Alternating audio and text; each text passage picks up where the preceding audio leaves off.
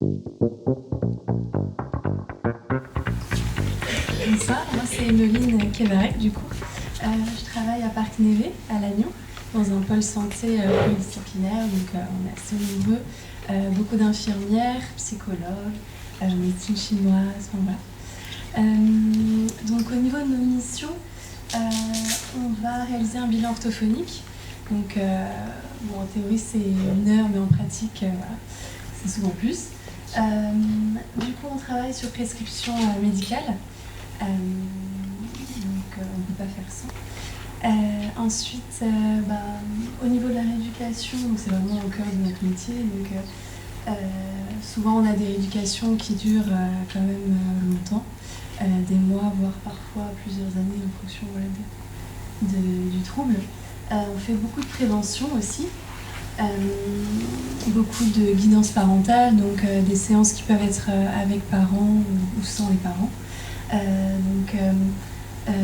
Forcément avec le langage, ça ne se réduit pas en 1/2 heure par semaine, donc beaucoup d'exercices à faire à la maison, au quotidien. Donc on s'adapte aux parents et puis qu'est-ce qui peut être transféré à la maison en fonction des familles.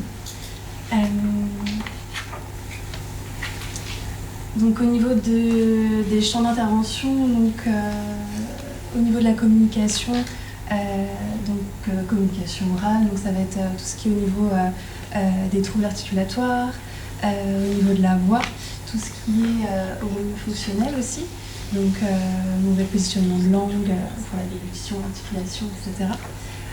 Tout ce qui est au niveau des troubles du langage oral, troubles neurodéveloppementaux, voilà. Au niveau de l'affluence, au niveau du bégaiement par exemple. Au niveau de la communication, donc le langage écrit aussi. Donc ça regroupe vraiment les troubles 10, dyslexie, dysorthographie, le graphisme aussi. Au niveau de la communication non verbale, par rapport chez les tout petits, les prérequis à la communication et la pragmatique. Au niveau de l'alimentation aussi, on a des demandes de plus en plus au niveau des troubles de l'oralité alimentaire. Au niveau de la déglutition aussi, la dysphagie. Tout ce qui est au niveau des troubles dyscalculie, au niveau du raisonnement mathématique, logique et raisonnement. Voilà.